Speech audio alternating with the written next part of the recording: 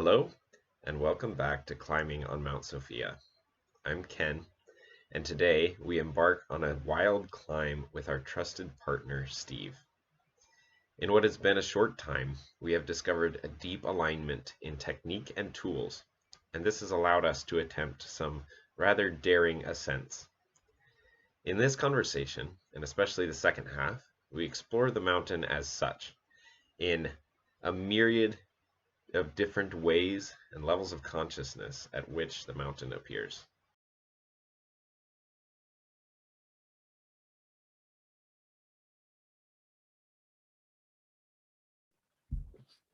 Okay, so I had just kind of finished describing my like day-to-day getting caught in life, and then also I think to finish that, I think there's a sense in which as I'm sitting here now analyzing that, I very much see what I'm doing. But when I'm in the moment, I feel it, and to a degree I see what I'm doing because I'm doing it purposefully, but not to that level of detail.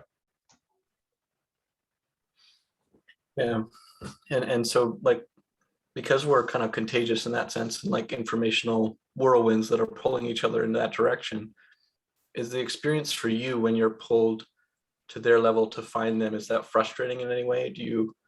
Is there that sense of like, I shouldn't leave the level that I like to be on, or is there any kind of engagement friction, I suppose, with people and meeting them there? Because early in the journey, I think that's a big part of it. Is just, at least what I felt was similar to what you were saying. In my home or when I'm alone, this is very natural, very easy for me. And I go out into the world and I'm around others, and it's so much chaos. It's so effective at drawing your ego in, that you almost start to resent the fact that you can't have the peace you have at home out in the world. Yeah, I think there's kind of depends on what level I'm looking at it. So in one sense, the way I experience it in the moment when I'm out in the world and I'm being drawn in is I experience it as real. So I get caught in some kind of emotion of frustration with something,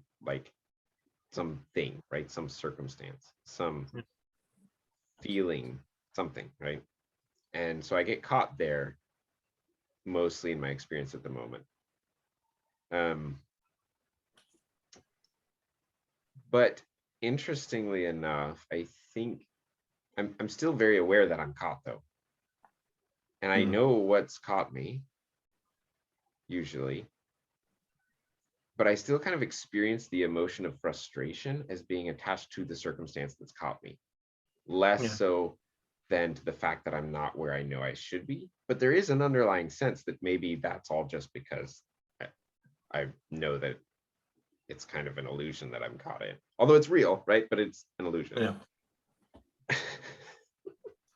Yeah, it's so interesting. For me, something that's still ongoing because of just the place I'm at with my journey is my body's still rather unwell. I'm working on it. It's getting better. So I'm very optimistic about how I'll feel shortly, kind of thing. But it's still something where energy can get trapped in the parts of my body that don't work well. And it's this like negative feedback loop where essentially I'm getting annoyed because I'm not as as calm or as peaceful as I'd like to be, as I'm not in the place consciously. My presence isn't where I'd like it to be. And then I have this sort of internal target on my body, which is my whole like gremlin. Have you heard of this concept of your inner gremlin? And like they're running around kind of like trying to screw things up on you behind the scenes, or they're the one that taunts you most effectively. Like whatever the most effective internal taunt is, that's the gremlin. And anyway, so I have it's very easy for me to start being resentful towards my body because of the journey that I've been on with it. And of course, the healing journey has been to let that go, but it's still the petal of the flower that kind of closes back up on me in the moments when I notice I start to drift from where I want to be. Yeah, I have, for some reason, found myself to be rather fortunate, I think, and blessed in the regard, certainly, of physical suffering, and really just I oftentimes, and this is odd, I I have times that I have frustration with my body, Mm. and I'm not sure if it's because I've always been deeply disconnected from my body, Hmm. or if it's because I've just kind of always accepted my body. But I'm not quite sure how to differentiate between those two, because I've never felt like a lot of any kind of negative feelings toward my own body, but I've just never had much feeling positive either. Um, so I don't know if that's just a sleep then or what, but anyway, all that to say, when I do experience kind of pain or some kind of limitation in my functional use of my body, Mm. I, it's frustrating, but I don't know. I do find it helpful if it's at a certain level and I don't have a lot of other things going on, then I can actually be with it. Yes. And I find that it strengthens my awareness to just sit in the presence of a pain. Hmm. Um, but if there's other things going on in life at the same time, I then it gets I have a really hard time with it then. Yeah, because I think it starts to pull your attention so much that it feels like, it's a franticness, or there's a constant, dual focus that is obviously separate from the idea of oneness. And it's surprising to me how often I'll realize that I'm in a very narrow consciousness, even just for moments at a time. But like, and it almost strikes me as like I should know better than, like, what's going on there. Like, that's crazy to go, but it happens all the time still. It like feels like an automatic narrowing that if you're not careful, you won't stay wide at all. So this is really interesting. If we can jump off here onto something, I would love to see if we One can minute. explore it a little bit. I know we Mm. have 1 minute here, so maybe I'll just frame it and then we'll pick up. So I experienced this narrowing of consciousness significantly without realizing it, and then later wake up a month later and realize I've been caught in it. And Mm. that is the issue surrounding hell in the Christian narrative, and the whole going to heaven or hell when you die thing.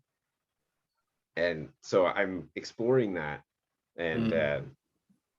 let's talk about it. Sounds good. So if I can do this, I'll try to do this rather succinctly because there's a lot of rabbit holes. So if I start on a rabbit hole, just say, hey, Sure. let's stay on point here. um, so obviously I mean, the Christian frame is that, I still have not found the end of it um, in a lot of directions, because every time I think I've hit a roadblock, like I'm like, oh yeah, okay. And then I go to Buddhism or something else, or just my own practice and whatever. And I'm like, oh, wait a second, that was actually part of the Christian tradition too. So anyway, I'm not sure how deep it goes or how high it goes. And that's part of the reason I follow it as much as I do. Um, but there's certain things in it that I'm still breaking out of, because the frame that I can follow that's deeply true is also the one in which I experienced a lot of entrapment. Mm. And to some degree, it's kind of the mainframe of the Western culture, really. Like everything is running on Christianity, basically. Science runs on the Christian mythos. Like most Western philosophy, and because Greek philosophy is folded in, like most of philosophy, like we ride on the Christian mythos. I think of it in terms of like a motherboard, Mm. right? It's like the motherboard of culture. And but at the same time, we're all on some level, like most of society on some level is deeply trapped. Mm. And it's all of that plays within the frame that we're running on, right? There's some error in the way we're running the frame, or at least something about what we understand about it, or maybe even something about the frame itself. I don't know, right? But there's something wrong, and it's deep enough that, like, it's interesting because on one level, it has to be fairly minor things that are problems,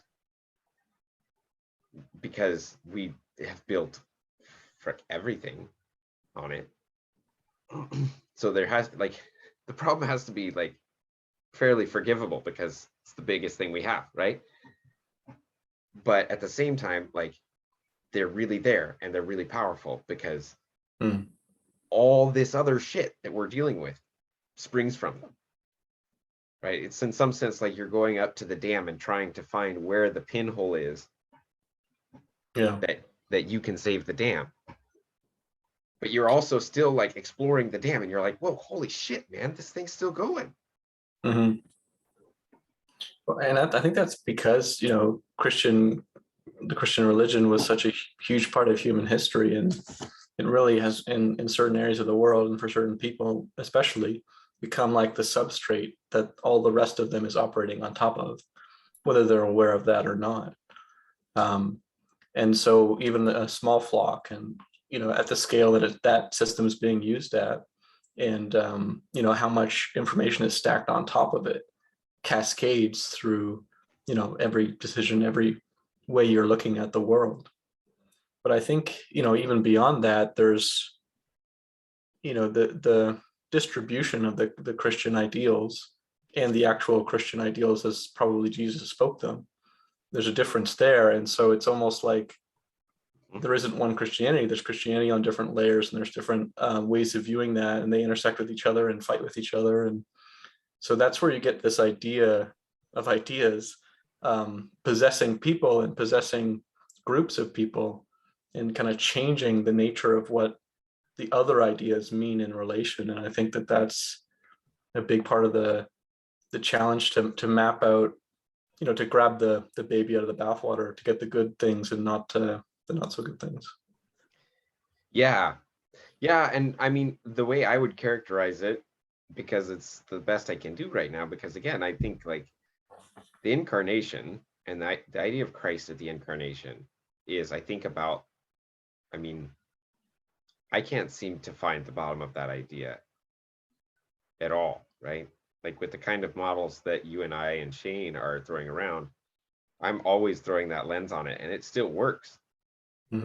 Like, and so I'm like, okay, so that's like, I mean, that seems to be an axiom that I can work with, at least for now. I mean, I don't know exactly what all the words mean, but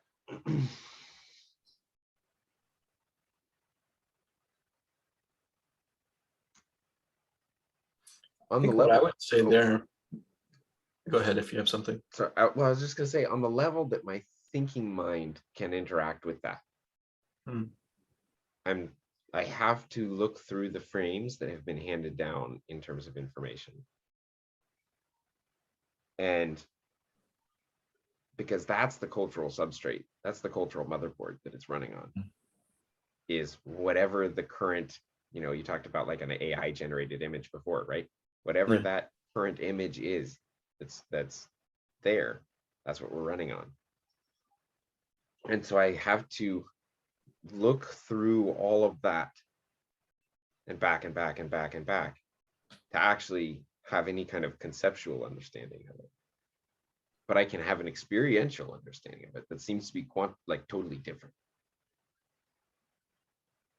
I think that's the trick of language, because language makes it seem like you really mean something very specific, but often we're really pointing at more general underlying things. And when you try and transfer it to someone else, the language can land totally wrong. But I think the underlying truth of it is Christianity is humanity. It's humanity's search for meaning, and the words that they used and the characters that are placed on it was, the local nature of the culture that it was growing around. But the process that you're doing when you're having those experiences and searching for God and searching for your connection with the universe is what those people, the mystics of, thousands of years ago, ancient times, were doing too. And that's why the answers line up on that layer, and also why the answers don't line up on the language layer. Yeah.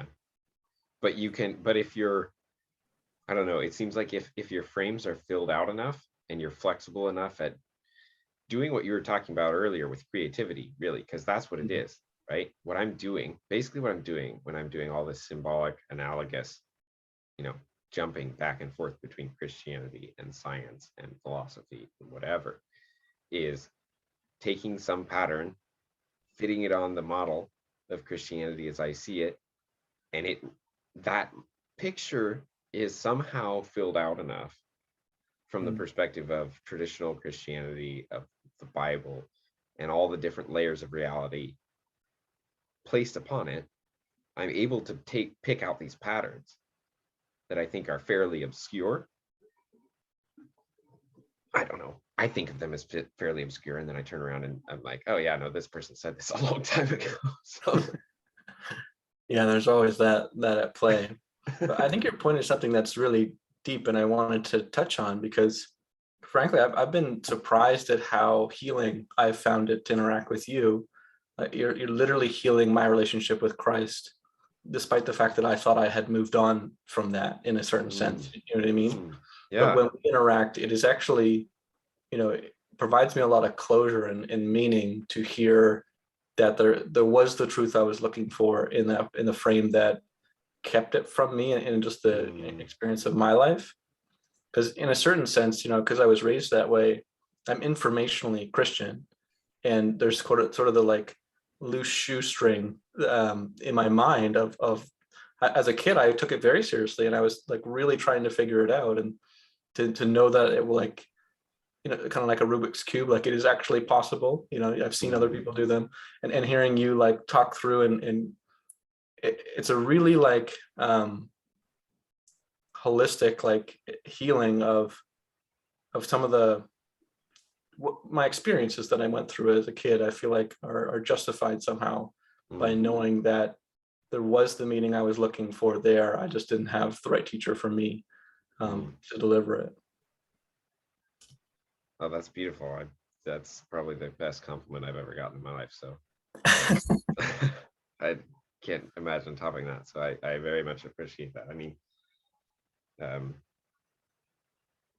yeah, there's something very interesting, or I mean, I find it fascinating, certainly, which is good, but there's something very interesting about whatever this story is that I'm playing on. I don't know what, like, the reasons why my experience would be anything other than yours in relationship to the Christian story. I have no reason for that, right? Because as a teenager, my relationship towards Christianity was, I mean, exactly how you've described it. And I don't see any particular reason that this should have come to me, except it was meant. I mean, I'm using the frame of rationality right now, right? Because if I jump to the frame of spirituality, it's very obvious to me. Like I look back and I see very obviously where God was calling me, right? Like there was a calling that was unavoidable. I mean, I had some mystical experiences when I was quite young and had no model to frame them. And I didn't really understand it at the time. I just thought it was like, wow, that was a kind of once in a lifetime experience that people talk about in books. I guess that was my one, But now I look back and I'm like, man, I've had a lot of those. So I don't know what this is, because they're not really mine. But I wonder if you map that into your climbing Mount Sophia model at all, because in a certain sense, I think part of the challenge is until you've been on a mountaintop, until you've had a peak experience, you genuinely don't know that peak exists above the clouds in a certain sense. And when you get kind of a glimpse, that's often what draws people to try and elevate their kind of daily life or where they're generally at to try and get closer to that peak. But the challenge is almost like we're walking around with buckets on our heads and we don't know that to take them off. And you just need a moment of the bucket coming off enough, and the bucket here is literally your constant barrage of thoughts, to glimpse it and then realize, hey, this is better, with this thing off. Yes. Yeah, absolutely. I mean, have you read the book Mount Analog? No, you mentioned it to me. I want to get to it. Yeah, I'm reading it out loud to my wife right now. Hmm. I'm very excited we should basically just do a book club on this, Yeah, sure. because it's amazing. It's an amazing work. And Yeah. very, very sadly, it ends right as it's about to get good, because Hmm. the author died. So, No, no. I mean, that's like, he wrote until where we are, right? Like, he Yep. wrote up to the point he was allowed to, literally. Hmm. Have you ever read any stuff about Rene Demol? I haven't. No. He had a very interesting existence. Hmm. Like, he attempted, I forget exactly what it started with, but when he was a child, when he was like 6 or 8 or something, I think it started with him doing some kind of like sleep deprivation kind of stuff. Hmm. And then at some point, him and his friends like chloroform, or no, well, that's what they did when they were young teenagers. They put chloroform in towels and held them to their faces and breathed intentionally. And the goal was to alter your consciousness to the point that you were just barely on the edge. Mm-hmm. And then you couldn't hold it up anymore, and you drop it. And for the time that you were there, nearly dead, right, as close as you could get, kind of, you Mm-hmm. would see what was real, right? Like, where's the Yeah. boundary here? Like, what's going on when we die? Like, where do we go? What's happening? Mm-hmm. So that's where he was at as like a 10 or 12-year-old. Yeah.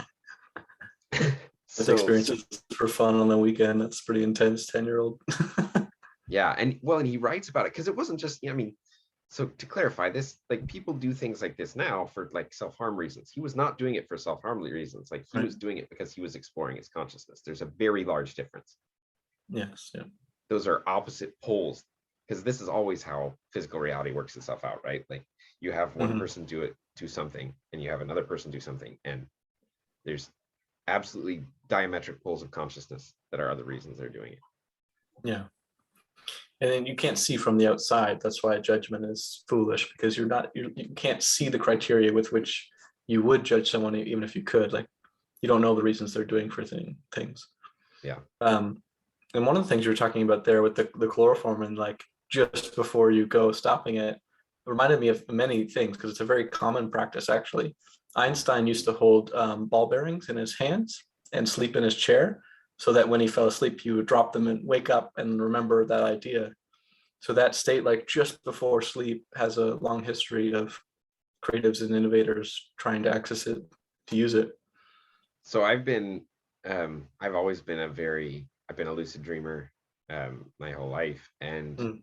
what I've been doing for a little while now is purposefully, like, trying to be very aware as I slip Mm. through the levels into sleep, and in setting the intention of remembering my dreams, and then initially when I wake up, just kind of running back through them to the degree that I can. Mm. um, and it's afforded me a lot of opening through that space. But it is like, the insights in that space are unreal. Mm. I don't hold on to them very often. They're very difficult to hold. They're very slippery, but man, they are beautiful. So we are actively aware that you're dreaming and navigating that, or like helping solve the problem, or is it all just receiving? Like, is it more like watching TV or more like playing a video game? It's kind of both for me. It just goes back and forth. It becomes more of a video game uh Mm. and it also seems longer, right? Like, Mm. it actually profoundly affects my experience of a time frame, like a month, right, or 2 months. Mm. So when I've been practicing this and have been in a space where I'm less caught left less often in general, um, I experience the time as being incredibly long. Mm. I actually refer, and it's kind of a joke, but it's also real. Like I refer to the period between September and February of this last year as being a couple of 100 years long. And it's a joke, right? But it's also not. Yeah. Because the amount of things that I like, the amount of life I just there for Mm-hmm. was so much more and so much more powerful and shifted more than I had known in what seems like 200 years. Mm-hmm. Well, I mean, yeah, when you're in the right frame, the amount of information you're processing is so much more than when you're at kind of the base level. And in a certain sense, the sense of time is how much you've experienced. Um, get used to sort of a rate of experience. And when that rate changes drastically, it can really change things. And this is actually something I think is really valuable to do on purpose, which is to slow down the rate of your attention in the moment. I love the Dave Chappelle skit, which everything is better in slow motion. I don't know if you've seen that, but that's kind of the same idea where like life itself is better in slow motion. Without doing anything else, just slowing the rate at which you're receiving and interacting with the world massively improves your sense of affect and how you feel. Mm-hmm. It's one of those knobs and dials that just has an outsized effect that I wish people would talk about more. It's like gratefulness. Yeah. Yeah. What is gratefulness, Ken? I really want to know your thoughts on that and gratitude. Oh man. Oh man. Well, you can go a long way with that one, right? Like you can go through a lot of levels with that. There's obviously just the most basic level where you actually just um, even just speaking the words, even if you don't mean them, right? Like how we talked about creating the reality. This is where you start. You start by the most basic ritual, which is saying the words or doing the motion, even though everything else about you doesn't like it. And that's how you start to cultivate gratefulness, right? And then you go up the next level and you actually have the thoughts of being grateful. Like you actually feel grateful. You start to feel grateful for things, and you actually, you want to be grateful. And then there's the level where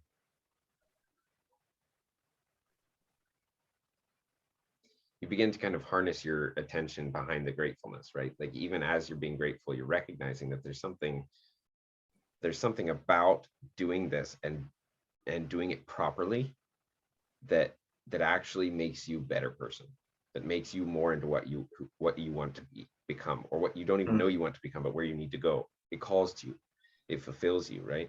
And that's the level, I think, where it starts to become a sacrament. I think this is kind of the ideas. I think this is the level of being where the church is talking about sacraments, where the action of the ritual of something and the engagement with a physical piece of reality done with all of the things that you can harness as being yourself, especially from the level of the thinking mind, but even with some at least rudimentary understanding of how to really harness attention. I like, this is why the contemplatives will talk about getting every thought out of your mind in order to connect to God. And one of the ways you can do that is by engaging your body and doing this whole thing. Anyway, so that's, like when you start to be grateful for things in that way, like then that's when you start to bust the ceiling off, right? Because the ceiling busts off at the point where, oh man, what is that point? That's almost like the point where you recognize that in being grateful for the thing, you actually, or whatever the sacrament is, you're actually touching God, right? Like and the being of God that is inside you is being shined into and connected with the being of God that is beyond you. Like that's what it's something like that. It's like the ground of being connecting to the ground of being. And so there's kind of the path of gratefulness as I see it. Great. Yeah. It's sort of like an alignment of the yous, and you're the meta you and the the self, the normal self. When those kind of become the same thing, that is, some words are kind of played out and don't hook the way that they should anymore because they're cliches almost. But love, that's what that's supposed to mean, is essentially like desiring wellness for other to the degree that you desire it for yourself. Like just you want goodness. It's and gratitude for me it's one that still hooks. I think it's a word that a lot of people hear and they know they're not where they should be in terms of the gratitude, whereas they might not.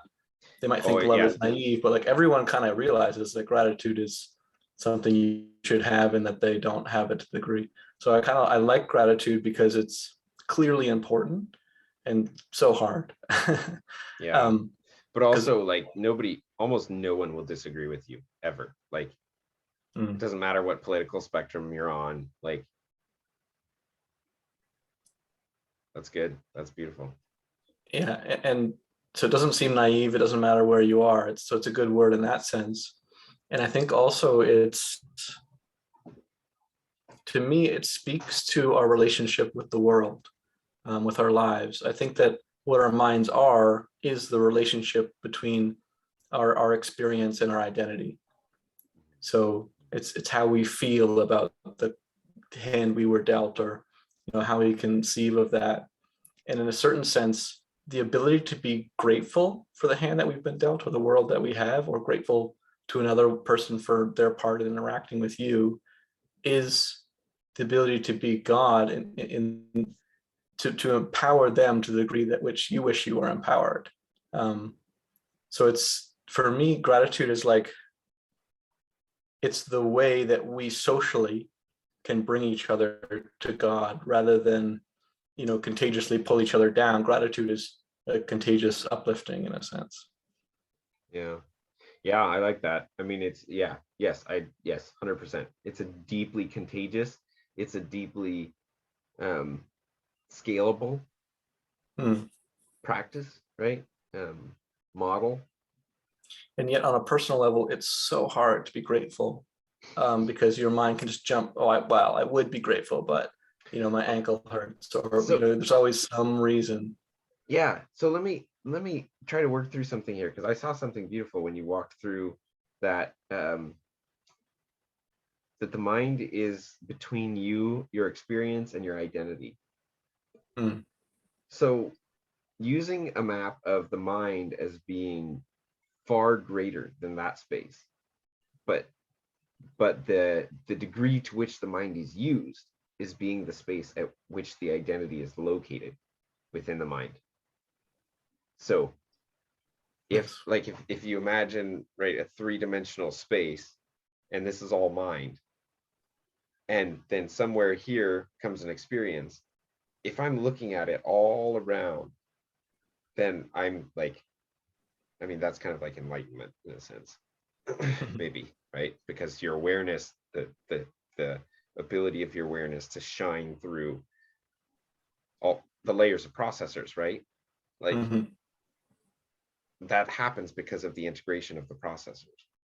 But even if the processors are fully integrated, if my identity is stuck in that processor, right? Like I can be fully integrated, but if I'm stuck in my mind, I'm still stuck in that level of identity. Yes. But anyway, so if all of those are off,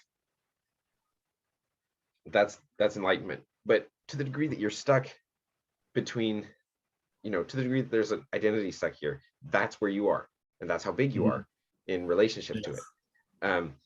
And so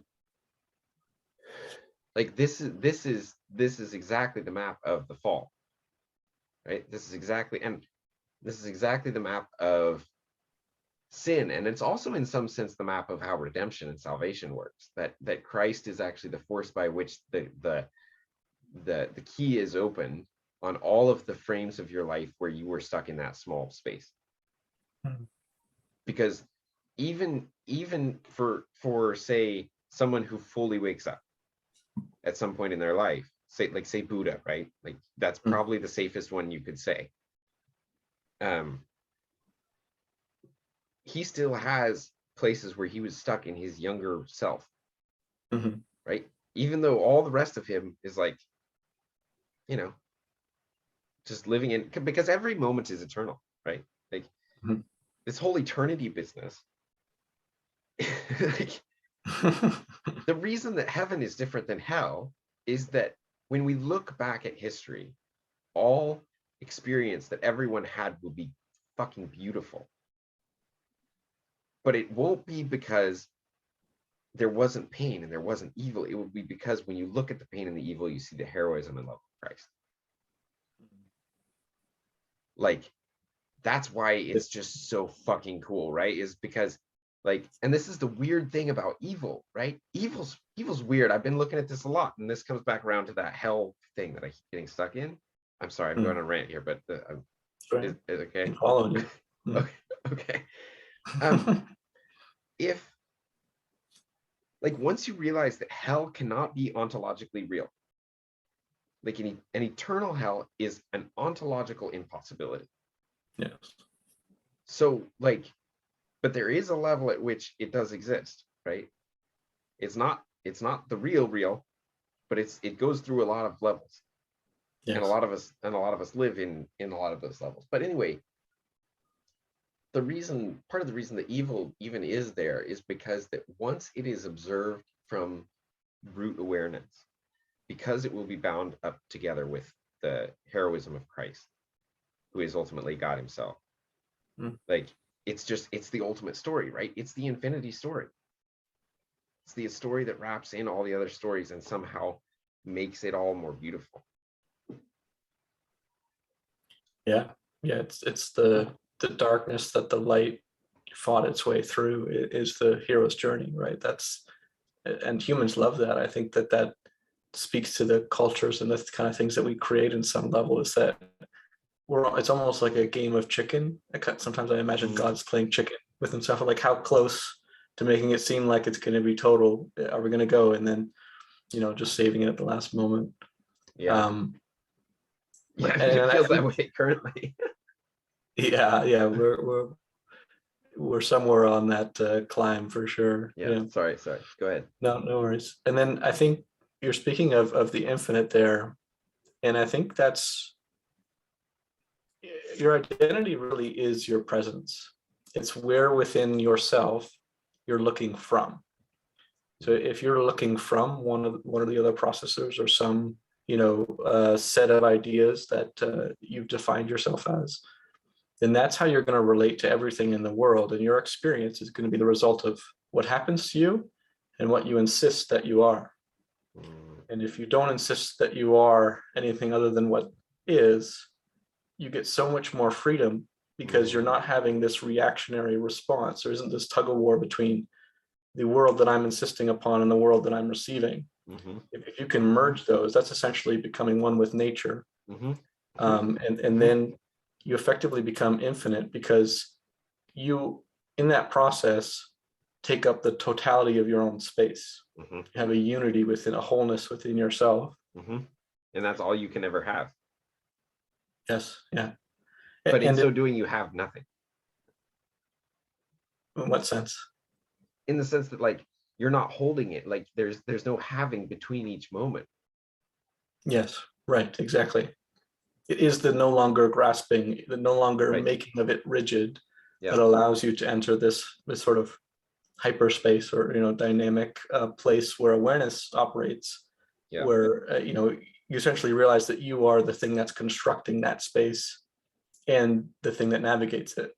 And once you realize that you are both of those things, it becomes fairly obvious from that perspective that those two things are the same thing. Yes.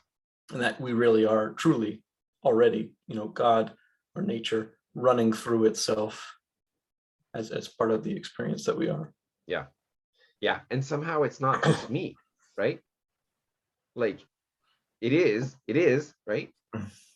but also, and that's the weird thing, right? Because so speaking from the level of me as temporal, it's even better because it's infinite, right? Mm. So I can move back into the space of infinity from my awareness and realize how, like, when you and I are talking to each other right now, there's nothing actually happening, right? Because we're the same thing,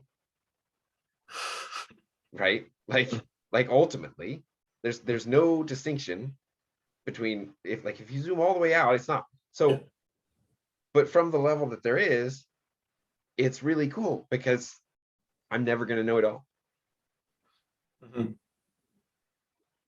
Well, there's certain sense in which you can are never going to know it all, but there's a certain sense in which Ken's awareness, the essence of Ken or me, it already knows, and Yeah, it's yeah, just watching the other one figure it out, which is so, what's so funny about it, because it's almost like a meta situation where someone's really struggling and suffering, but their own actual nature is just watching that, allowing that to happen. And this gets into like, how important is it to try and help people and help people out of that situation if it is all ultimately us and all ultimately to plan effectively.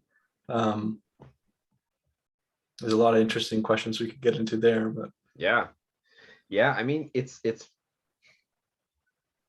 and this is where, like, these are, I love these kinds of questions. So let's play with it a little bit. mm, A few things that come up for me initially. One is, this is dangerous territory, first of all, right? mm, Because this is the territory from which you can get some really disastrous things. yeah, Like the what we in the modern era consider the worst atrocities in history spring out of this kind of space. yes, But there's also, but it's also true that all the suffering, again, is it just is a privation of the good, right? All evil is a privation of the good. mm, And so, yeah, and if you go beyond a certain frame, if you go into unity consciousness, it doesn't matter. But but you have to treat it it like does it's matter though, doesn't it? okay. Go do it because I'm, yeah, As I'm I think it struggling does here. matter, because there's danger everywhere on every side there, right? Because the classic, assumption of when you say it doesn't matter is nihilism. And we're really talking about the complete and total opposite of nihilism. Yeah, yeah. How do you So get it's from emptiness to non-nihilism? You so know, it's nihilism, maybe to the degree that you're identifying with the unity space. Is that it? Where are we um, getting hung up there? Is that that's a big part of it. Yeah. So I think yes, it's not realizing what is actually happening and why it's happening. mm, We sort of feel like we're thrown into this world and the world's happening to us, and it's just so unfair or so not what we would want. If we were creating this, we would do it differently, yeah. and all of these things, when really it's just you actually can create a lot more of it than you realize if you get to that place. Mm-hmm. um, but what's really going on is that God wants to experience this. God wants to experience everything. you Mm-hmm. know Mm-hmm. Nature wants to run its course. There's a momentum to nature. It wants to unravel the universe, and Mm, the game that's being played is all be all these little fragments, and they won't know, and they'll interact with each other, and some of them will start to know, but most of them won't, and they'll try and like figure out, and that'll come up, and then society will collapse and we'll do it again. So it's almost like it's a kid in a sandbox idea, but where you're every grain of sand. And yeah, so yeah. what the beauty is the actual creation that you are making, given that you're making it from all these different perspectives in a certain sense. So I think there's like a grand, like cosmic beauty to this that is just untouchable to a nihilistic frame, because Yes, the purpose is the joy of creation. yes, yes, yes, yes. Yep.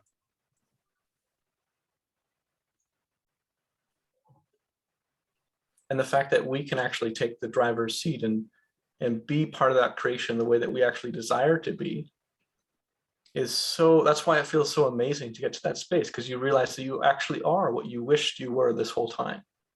um, it's Damn, just that's that, good. That's good. That's really good.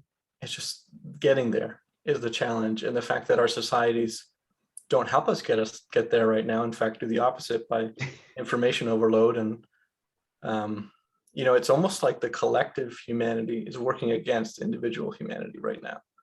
And I've started to think a lot more about this, because Mm, I'm really feeling like, if you do a first principles approach to what culture is and what information is, the way that humans exchange information is so unhealthy for them. mm, And you mhm. think of what's the most valuable possible information we could exchange with each other, and what would a world look like where all of our platforms and media was designed to elevate the most useful to human souls information that there is. And how far away are we from that world? It's insane how far away we are from that world. It's so It's funny almost because the total opposite, and it's funny how do we because get there? at the same time you can see how we could, Yeah, which is wild. it, it's Um, it's it's sort of like a distribution problem, like in a sense, like we just need to update the software because the hardware can do it. yeah. Um, I mean, but that's what we're doing right now, right? Like yeah, that's exactly. Yeah. like like what we're doing is we're playing Neo Yeah. and trying to code with the Matrix, right? Really, that's what this is. We're effectively, seeing how far we can get into the room with the architect. That's Yeah, right, seeing how many right. other people we can get in the room. But You know. but but that's an interesting paradox because in so doing, you actually are updating the Matrix, right? Yes, Because the whole but point that's of the the whole beauty. Matrix is actually to come into the room. Yes, but the beauty of it is that once you get into the room, you realize you do actually want to go back into the matrix. It's Yeah. just with the knowledge of that room, and sort of to some degree, you bring that room with you, and that's when the matrix is fun. Yes, this is the bringing of heaven to earth. Yes, exactly Yeah. right.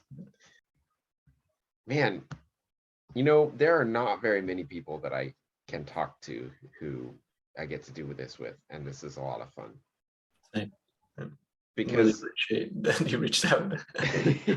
because I can do this.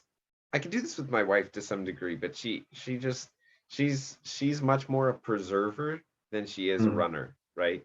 And right. I'm just a runner. Yeah. Like I just, there's I don't know. I think it was Meister Eckhart who used the metaphor of climbing a mountain, of course, and that many there are many who, I mean, he basically describes Mount Analog, right? Like there's many who camp around the base, and then those who go up usually go up by crisscrossing paths, and then there's some who just run straight up the mountain, Yeah. and that is like that's me.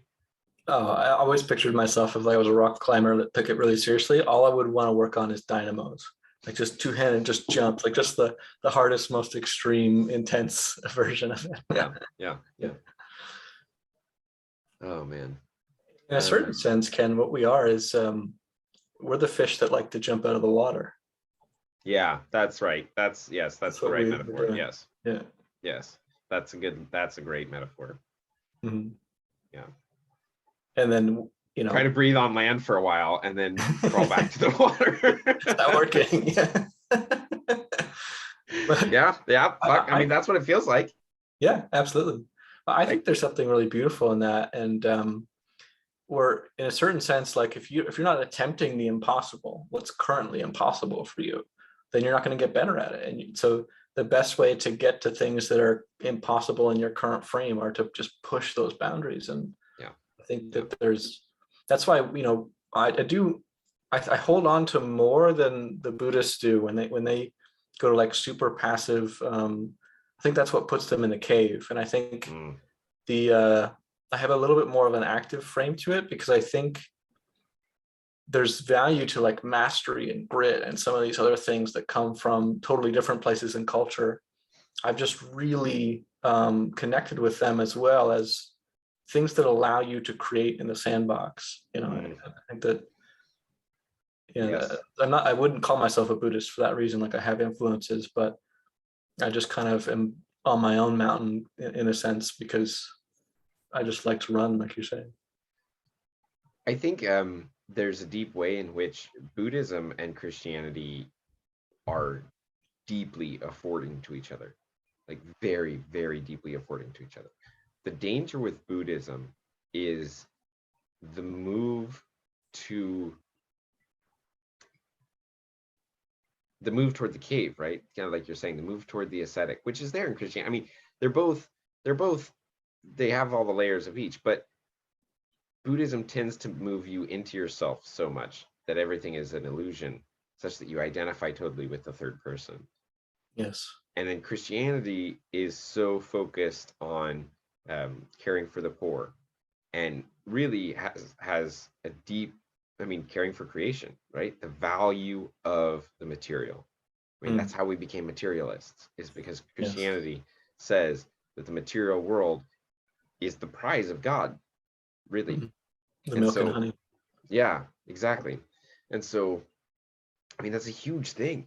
It's a huge deal.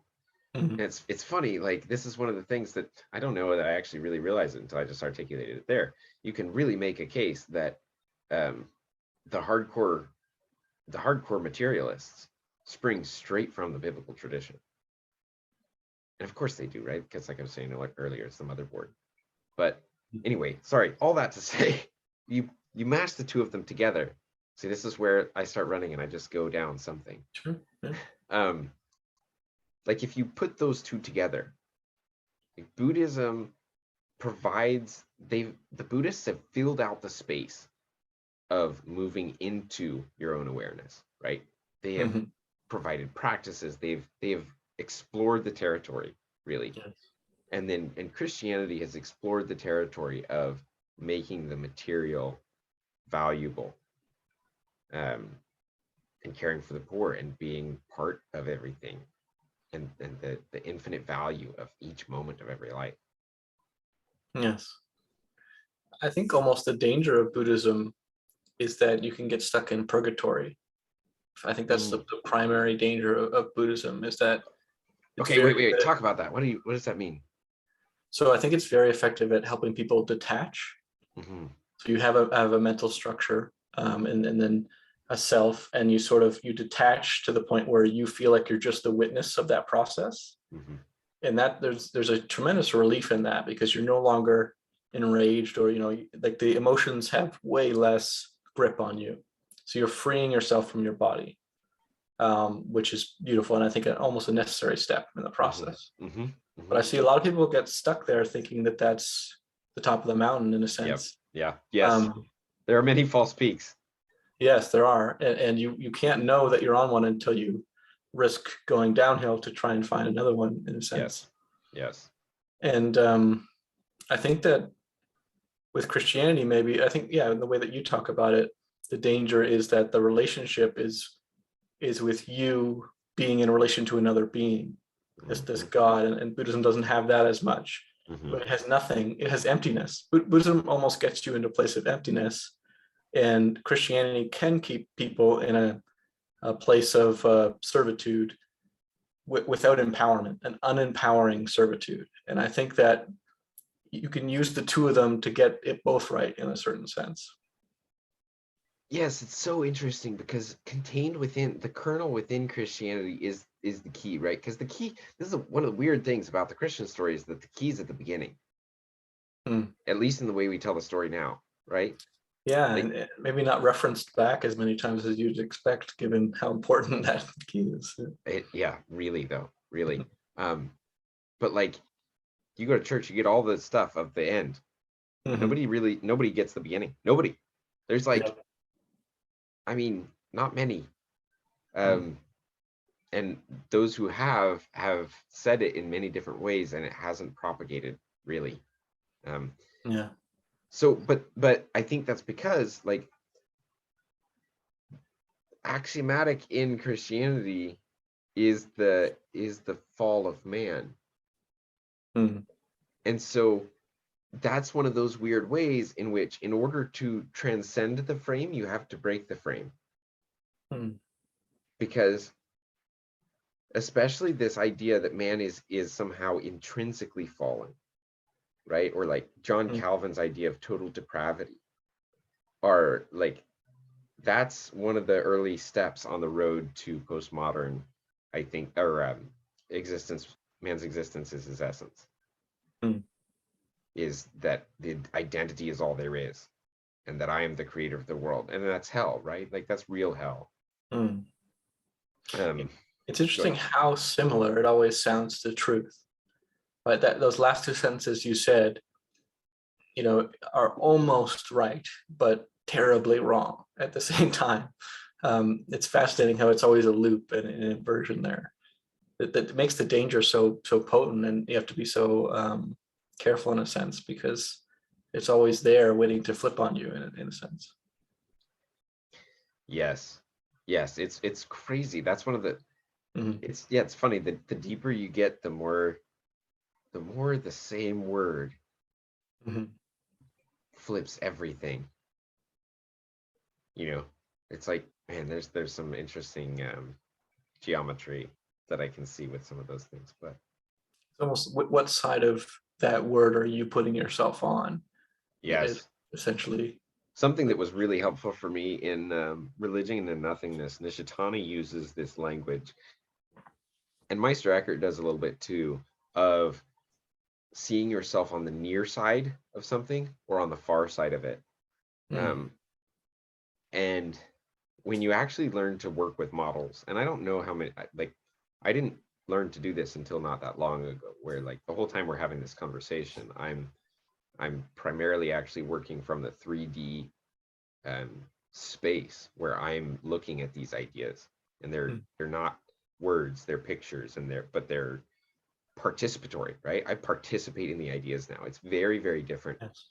from how I used to speak or create arguments. Like I just let it come out of me what I see, Mhm. literally as we're having this conversation. I'm not attached to it in any way. So yeah. It's funny because actually, while you're speaking, I can notice that it's part of why we can align so well, I think, because the hand motions, all the things that you're doing are actually spatial references to how you're navigating the ideas in your mind.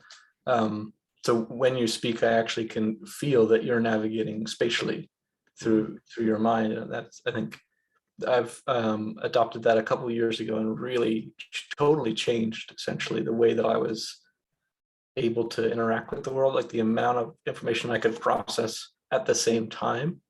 And then the layers of reality, all that comes from basically taking like the linear space of thought and like mapping it around feeling and getting to a place where you can actually, build forms and structures out of them and participate in that. And the relationship of these concepts, you can really feel the unexplored space through what you can put together. yeah. Yeah. And as I'm able to, I back up and put it on the mountain. Mm.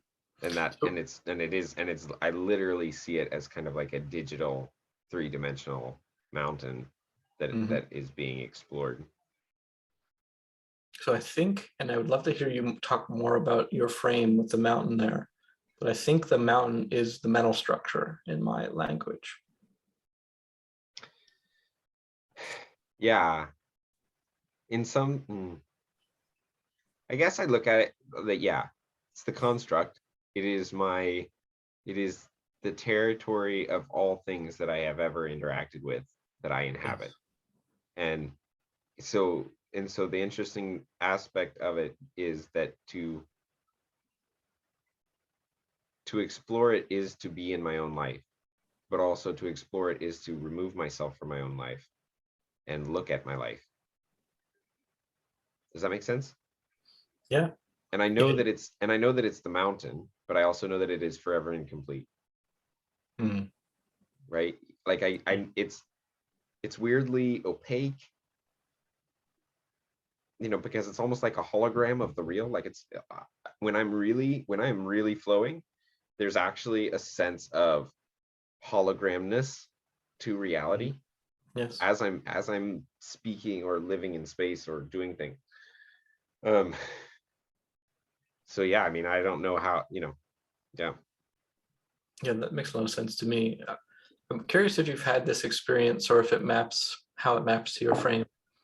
So I did this practice a couple of times where I was walking along a beach, feeling as though I was a person walking on a beach. And then I would intentionally invert it such that I felt like I was a beach being walked on by a person. And like the impressions of my feet, I would, that I felt that from the other side.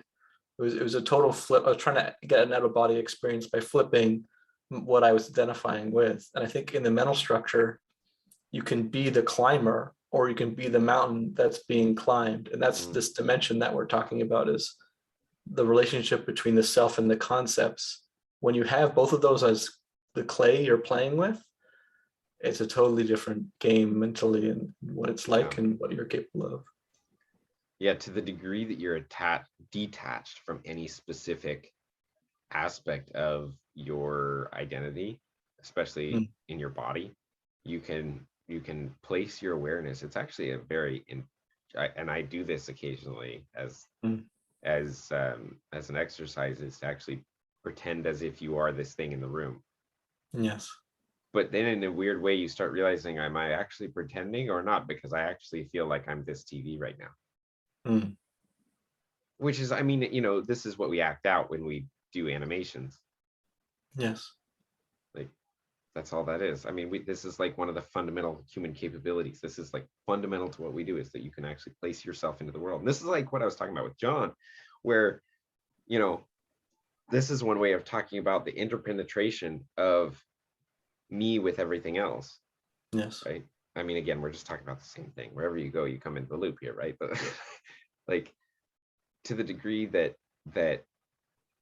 I'm me in this body, I'm also you that I'm talking to, because you're a part of my experience. So whenever you're speaking, I'm just taking on your perspective. Like, as long as I'm not holding these boundaries arbitrarily, right? As long as I'm not attached to whatever boundary, I can actually just follow along wherever the fuck we go, right? If you want to go off on something and I just like, well, whatever, I'm just here, then I'm like, okay. Like, but if I'm sitting here and I'm like, ooh, I don't know about this model, like, ooh, then I can't have that experience, and only a limited transmission comes through. But I realize that, like, it doesn't matter if I'm wrong.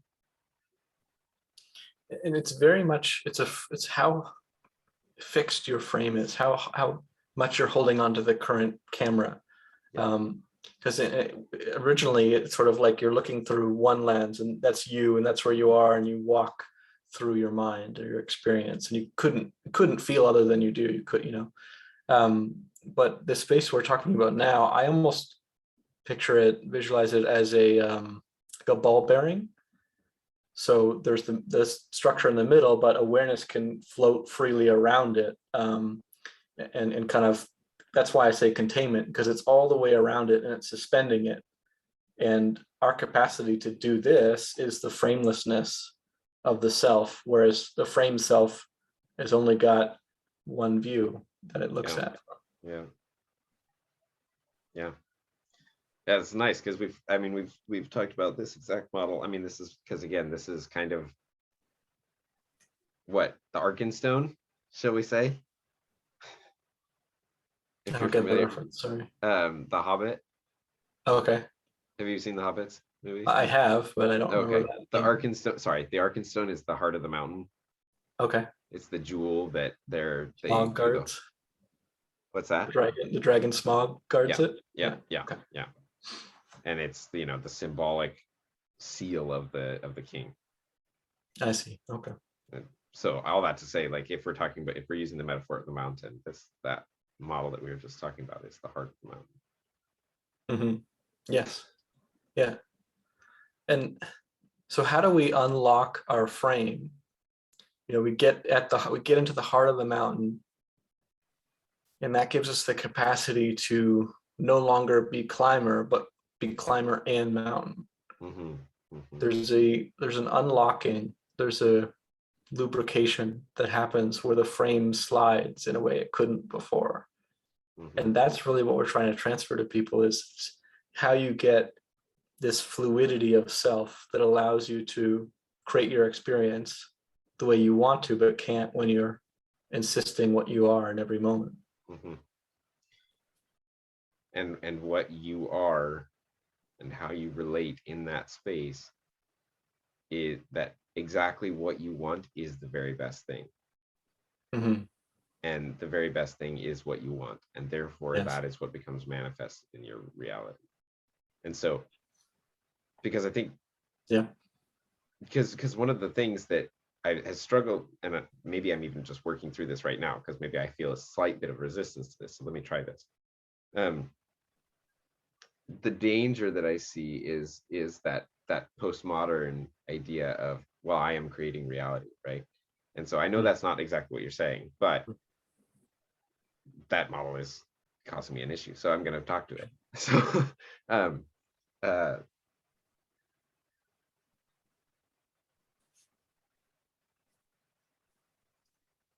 in order to get to that space, I cannot have any aspect of me that does not desire the highest good, Mhm. because otherwise I will not get to that space. Yes. And and really, that's kind of the guiding light. That's the star of Bethlehem that takes you there, and to Yes. wish upon a star and all of that. And so once you get to that space, you, because there is no more resistance in you, you want the best thing. Mhm. Or you want, yeah, and you want the best thing because there's no more resistance in you, right? Because even though you've been wanting to want the best thing, you don't get to want it until you know what that is. Yes. So this is like, Rene Dumas has this great, this is perfect, I brought this book over because this was the line I was thinking about, I wanted to read to you here.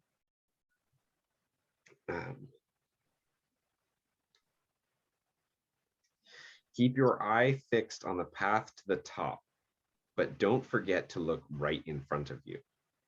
The last step depends on the first. Don't think you're there just because you see the summit. Watch your Mhm. footing, be sure of the next step, but don't let that distract you from the highest goal. The first step depends on the last. Yes. Man. This solidified for me in this conversation, Ken, that we're really talking about is the ideal self and the current self and the relationship between them. Because the ideal self is the peak, and the current self is the climber where you feel you are towards that. And if you, you know, justify yourself through degrading your ideals, you can't reach the peak of the mountain. You can't reach framelessness because you're justifying yourself. Mm-hmm. That is specifically what keeps you from being what you want to be. Yes. Claiming you're already there, essentially. So Yes. so going upwards is allowing your ideal self to run up the mountain and seeing how it would do it, and then trying to follow its sort of shadow or ghost up the mountain. And if you identify with the wrong part of that process, that's what fixes your frame. Yep. Yep. Because this maps to, I actually believe that what awareness is it's the ongoing moment to moment like creation of our identity from our previous self to our future self with our current self in between. So the time process is basically taking the space that we are and comparing it to where we'd like to be. Okay. Sure. So then our awareness is our ideal self, what we actually are, looking at our current self, and our experience is the relationship of that. Totally. Yeah. I mean, that's kind of how it has to be, right? Yeah. But That's what a weirdly, conscious is. yeah. Conscience. Yeah. Yeah. Yeah. I mean, like everything you just described there is like, the guts of the Christian story to me. In terms of how I experience it, or how it appears to me. Jesus being the ideal self. Yeah. And even and not even Jesus being the ideal self, right? Like, one of the things that people get really confused about when the like be like Jesus thing is like, no, you don't need to live Jesus's life, right? Jesus in terms of the historical person that lived at a specific time, you don't need to be like that. First of all, because you don't know what that was. And it's not about the haircut and the beard, right? Yeah, exactly. Or even just his specific words or contexts. Or what was really important that happened there is that the key got handed to everybody for all time, right? And Mm, not even that really, because it didn't get handed to your ego, right? mm. That's one of the weird things, right? And this is where a Yeah, lot of Christianity gets really stuck, is it's the ego trying to save itself. And yeah, that doesn't work, right? The ego isn't the one that has the key, because you're not the right. ego. Hmm. And therefore, and this is where, like, and this is deep in a lot of, especially Protestant, I think almost all Protestant theology, is the idea that the ontological reality is the will. It's the Hmm. will of God that creates, and it's the will of man. And this is, I mean, this again takes you straight to postmodernism, straight to Nietzsche. Anyway, sorry, off track. But okay, where did I get lost here? The will. Oh, but the key that is Jesus, right, is that the awareness is forever redeemed. Yes. The true awareness that exists on both sides of the material, right? Because your awareness, in some sense, to the degree that you're disconnected, is on the other side of the material from God, Yes. right? That's what it means to be stuck in, that means what it means to be stuck in the garden or outside the garden, right? Mm. Is that there's that, but once you disidentify there, that loop can close. But we couldn't close that loop having been stuck here, right? We were Yes. reproducing and hanging on by the skin of our teeth for a long time, right? And not that time actually matters, because this is all beyond time, but from our perspective, Mm. from the historical perspective, right? It Because really does matter, though, because of the frame of the climber or the individual.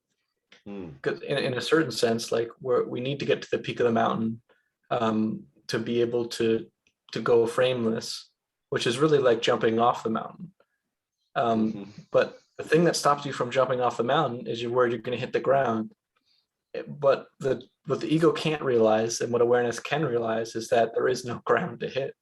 Um, in the sense that this one life isn't the story. You'll come back, and the universe will come back. So there's no ground at which that you should be fearing to jump from. so So it, this, if I can, sorry, but like, this is a huge philosophical opportunity, I think. Mhm. This is the difference between fearing, between the abyss of nothingness that is nihilism, and the Yes. ground of emptiness that is samsara. Hmm. Um, uh, no, samsara,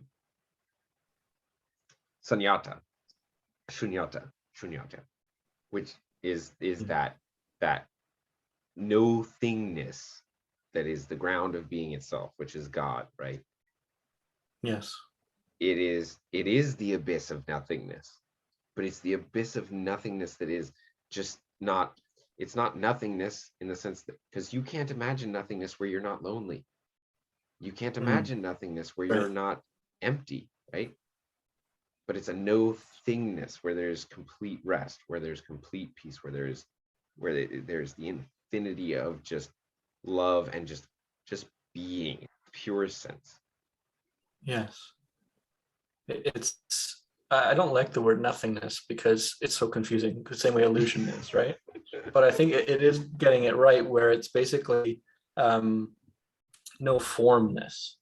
There's no form, there's no rigidity to what's there. And in a space of nothingness is really just no formness. And what you have when you have no formness is you have total potential, ultimate possibility. There's nothing controlling or dictating what that thing needs to be. That's how I see nothingness. I think it's a total possibility, because somethingness is reality. That's something that has at least a temporary resistance to things around it, and it imposes on other things what they can be just by being physical. But I think the truth there is like total possibility. It's unbound potential energy that has nothing constraining what it could be, and that's the difference, I think, that nothingness fails to capture. Yep. Yep. Yep. So where's the fear, having listened to this or talked through it, where's the fear remaining for an awareness to jump off that mountain? It is that sense of the free fall, because when you detach the frame from the mental structure, it feels like you're falling, Mm-hmm. but it's almost, you got to get used to that. You got to be Neo and fly around. Mm-hmm. The fact that you're falling isn't what you think it is, because you are flying. You're not falling. Yeah. Oh, that is an interesting question. Because, there's the level that I can speak from maybe before I, woke up, or whatever you want to call it. Mm-hmm.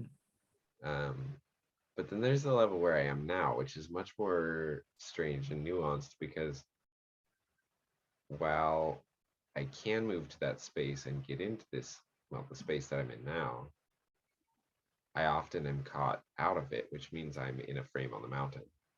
Mm. And there's something that's holding me there, right? I think this is part of the reason that I am actually able to put a lot of this stuff into practice, is because I don't just theorize it.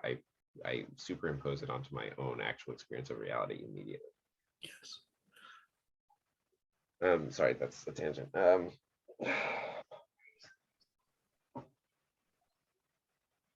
There's something about,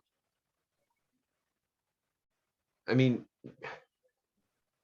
on some level, it's really just the ultimate fear that it's all not real. That somehow, if the sense of self that is held onto in my frame of myself, which the core ones really are like, all the different things I think it means to be human, and then my relationship with my wife, really. Those are the ones that mostly tie me in, and they're wonderful. Like, fuck, those are the best ones. But they can still tie me down.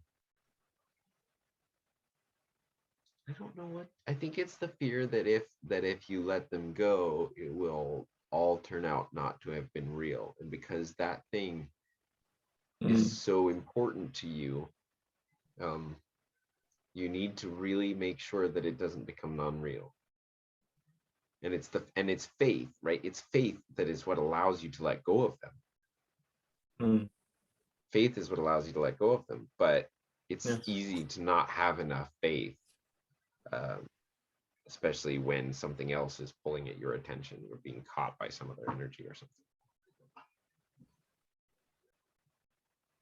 So it's almost like the grasp, the gripping of the mountain with your hands. That's what makes it real. Like, I am causing interaction. I'm holding on to this thing, and that's what feels real. And if I let go of that, and like, that's nothing ever happened kind of sensations, or kind of the collapsing of meaning, motivation. Yeah. You almost fear becoming a nothingness. Yeah. And this is why, like, if you're looking, okay, so this is what nihilism is. This is where the dread of nihilism hits, is when you get to the point of really understanding just how much of an illusion the experience of being human is, but you're doing it from the side, from the far side of the ego, from the awareness, right? Yeah. Like you're stuck in ego frame, but you realize ego frame is a sham. Yes. But because now, you burned away the entire interior, but the frame is all you have to have gotten you there. Yeah. So now the abyss of nothingness is hell, right? Right. Just to even to actually, you're in hell, because what it means to be in hell is to be in the state of nothingness, of no meaning, of total just devoid of life, but still be. Yes. Yeah. That's like literally our definition of hell, is to exist in a state of where your moment to moment existence, which is eternity, is a state of suffering. It feels like being in a fire, right? It feels like bad. You just feel bad all the time. There's weeping and gnashing of teeth. Like, I've been there, man, and it sucks. It's really the myth of Sisyphus too, where like you're climbing the mountain knowing you'll never get to the top and knowing you're just going to fall down, have to reclimb where you already climbed. And it's because you're using the tools of a traditional climber rather than, the jetpack or the wings that actually get you to the peak. Yeah. So the pointlessness, they're not even, it's not even wrong from that perspective. It is completely pointless to attempt that from the space in which you are. Yep. But that is not the space in which you are. Yeah. This is the crazy thing about, I've thought more about that that stuff we talked about with there not being any such thing as a lie. Because I posted it, so I watched it again and everything. And yes. I've thought about this for a long time because it came to me early on how the Tower of Babel, which is another way of which is the way you talk about the mountain of culture. I think that's what I mean by that. When we're talking about the mountain, the collective mountain that is culture is the Tower of Babel. So, okay, like the mountain range, like everyone's on one mountain or their mountain range. Just trying to map it visually. Well, so I mean, humanity as such is one level of it. You just look at it at different levels, I think. Okay. So like humanity as such is one level, or you could talk about like the United States as another level, and then you have you have all the past mountains, but then you also have the current mountain, which are contained within the overall mountain. You could say something like that. But we're talking about we're not talking about like the mountain of God now. We're talking about the mountain of man. Yes. And that's the Tower of Babel. And this is, this is why it falls down in language, because the tower is language. The confusion of the language is the falling down. But anyway, it early on struck me that all evil, all lies, all bad ideas create an inverted tower. Because what always comes out is the truth told through an inversion. Jonathan Pageau is really good about in a lot of his analysis of this kind of stuff, because he'll take like cultural movies and whatever books, different things, and talk about how they take some pattern of reality and either show it in some kind of way or invert it, if in oftentimes some like straightforwardly satanic ways, like they're actually acting out of Satan while they're doing the thing. So yeah, but at the same time, it's not just an inverted tower, it's superimposed on the tower, because it's saying the same thing just from the opposite perspective. And so are people getting lost because they're outside when they're supposed to be inside the tower? Or where's the climber on the Tower of Babel? Well, I think from the perspective of the mountain of man, when you become a real climber, you are creating the Tower of Babel that goes upward. I think to some degree that's what it means to be a real player versus an NPC. To be helping construct the tower? Yeah. Okay. If you like, some of the things that I would use to qualify what I mean by the difference between an NPC and a real player in this context would be, you actually speak the truth and you do it very intentionally. You're at least somewhat introspective, so you're taking your experiences and you're actually attempting to represent them in a meaningful way to others, right? Because that's what culture is the sharing between others. Yeah, and then you can just scale up from there to kind of, the whole reason we're able to have these conversations, right, is that we have done that.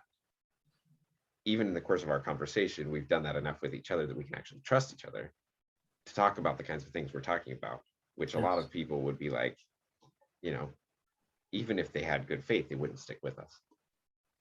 Right. Yeah, it's an interesting place to be, right? Because I think in a certain sense, and this would just sound crazy to most other people, but I think it's true, and we know it amongst ourselves, is that there's a deep truth here that's been lost for thousands of years, and mystics along the way have spotted it. It's not like we're the first or anything like that. Totally, yeah. It's been there, but it's always been an extreme minority. And from this place of looking at it, there doesn't really seem to be any fundamental barrier to getting there. So it's like something that should be doable, should be possible. Heaven on earth, I really don't see why it's not possible, except for the fact, I think, that our cultures are stopping us. Like our cultures are kicking us off the mountain. Yes, or absolutely. they're having us climb the tower instead of the mountain. Like it's that bad. It's not like we're not helping each other. We're crabs in a bucket, like pulling people down. And because here's why, right? The mountain is also the software that is running on all of the individuals. Yes. So to the degree that there is individual sin, right? Like literally just to the degree that there's individual sin, there is the corrupting of the files, right? And especially when you get people who are really powerful writers, right? And usually they're actually writers. You get people like Descartes, you get people like so on and so forth, till you get to Sartre and Derrida and Nietzsche and these kind of people, and like they're very powerful, and their shadow mountain is freaking amazing, right?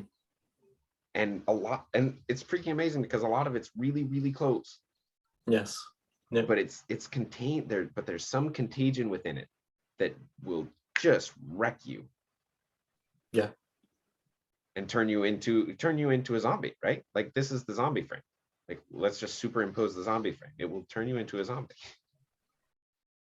Yeah, and so that's why it's not that crazy to think of magic in the context of the historical reference of these philosophers or these big cultural influencers basically being wizards, casting spells with words on the culture. Yes. They effectively are designing the mountain that people are running up. The wise men are pointing to a false star of Bethlehem to climb, and that's why we find ourselves in the place that we do, is because there's a lot of these false mountains, and there isn't a lot of people pointing towards the true ones nowadays. And I'm very hopeful that it, with enough people just pointing in the right place, this would actually resolve itself just through the dynamic nature of human culture. I don't know that we're as far away as it seems sometimes. My more hopeful moments, I'm like, we might just be like one generation away from a tremendous change. I think you're right about that, actually. I think the momentum that this seems to have is deep. Like it's on every front, right? It's on the spiritual front, certainly. It's on the academic front. It's on the cultural front. It's there. It's kind of absurdly masked on some of those underneath. Like the woke is a strange enlightened mask. It's like a semi-awakened ego thing. Like it's very odd because like what they're fighting for is so deeply meaningful. Yes. But the fact that they're fighting for it from the perspective of the manifestation of the self from the perception of the self in the thoughts, that's the ultimate reality, that like, oh man, you can't push that principle with that idea. It takes you bad places. Because they are correctly identifying that if you don't have freedom of identity, you don't have any freedom at all. That's you deciding what you yourself are. So absolutely, I'm all the way there. But true freedom of identity is freedom of thought, and freedom from culture. It's you have to create. You have to find and become who you are outside of culture. If you're doing it only as an input, and your identity is part of a social contagion of similar identities, that's generally a pretty good sign that you're on the wrong mountain in a sense, because your essence is inside you. It isn't, something someone else can tell you what you are. You have to Yep. find this space. Yep. And But it's it's a very also, hard journey, but it's the only real journey in a sense. yes, yes, and it's like it's making that journey, but it hasn't yet realized the aspect of, and this is like deep at the core of this whole thought process. I mean, this is the core of the problem with postmodernity, really, is that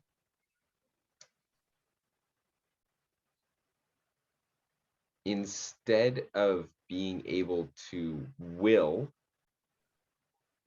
being to be what it is, you must accept being what it is. You can't know it. You can't hold it. It's all relative. Yes. And it's like there really is no dogma except the fact that you love God and you love your neighbors. And that's not just dogma, that's just axioms of reality. Yes.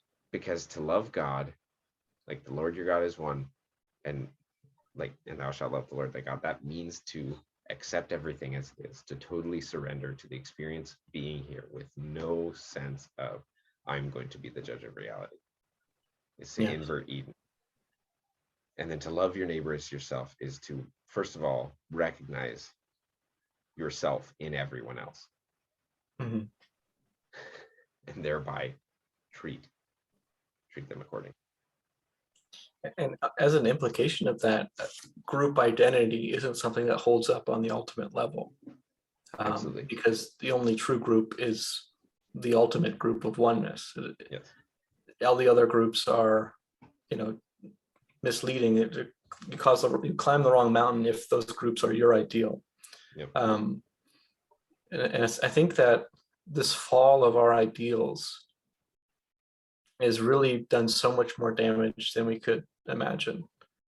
There's a lot of beautiful things about moving away from kind of like oppressive, rigid structures that just tell you, what to follow. But the fact that we don't have, shamans or wise people as part of our culture, as part of, I can't believe that we don't have a university or college level like spiritual part of our culture. I think it would heal things to such a degree. It would that's many societies in the past did this. There's a certain age where you kind of learn what you did from schooling and from your parents, and you really, before you go out into the world, you need to go find yourself and unlearn the person they made you and make yourself that person. And us not doing that process is baffling to me because we're so potent, we're so capable of manipulating the universe. Yes. But if we don't know why or how to, if we're not wise about our power, we end up with the world that we have today. And I want to get us back on track to the degree that I'm able to contribute to that. Yeah, there's a summation right there, man. Yep.